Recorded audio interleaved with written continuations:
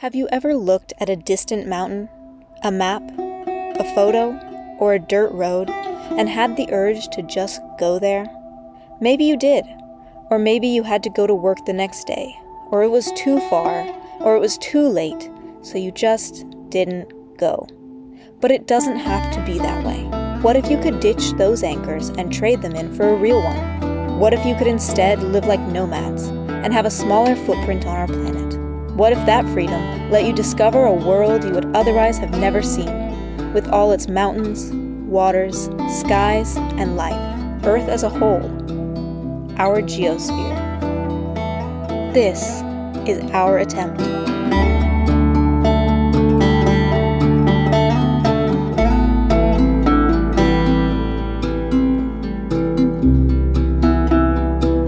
It all started 5 years ago when this guy, Julian, was cold and stressed out at a college in Montana.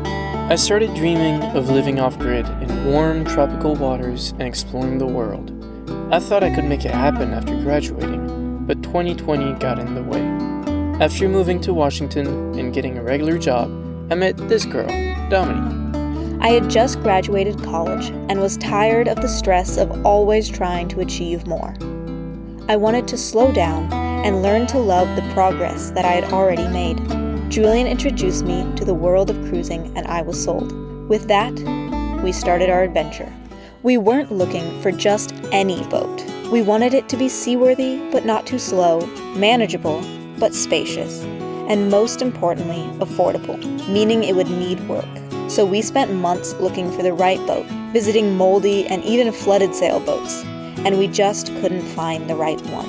At this point, summer was already here and our sailing lessons fell through, but we still wanted to enjoy the summer. So we decided to buy a neglected 1978 San Juan 24. This would be our test run. That weekend, we completely emptied it out and gave it a good wash inside and out to remove all the mold that had accumulated. We then had to sail 40 miles to our marina with no experience. I had never sailed before, and Julian had very limited experience. But it turned out to be 10 hours of calm and relaxing sailing. We really enjoyed that summer with the San Juan. We went sailing multiple times a week while the weather was good, and took the family for rides. We learned a lot, although it wasn't without the occasional injury. When I stomped so hard with my foot, I hurt my ankle. It was great learning to sail, but we also wanted to give the boat some love and care. The 45-year-old cushions were moldy, so we decided to do something about it. We washed and bleached the foam and pulled out the antique sewing machine to build new covers. We did a few more practical and cosmetic projects and got the boat looking much better. As the summer went by, we felt ready to once again attempt finding the right boat, so we sold our San Juan. This time, we found it. An old but robust offshore racer cruiser that seemed full of potential but needed a serious refit. A 1971 Cal 39. Now we can finally start the project.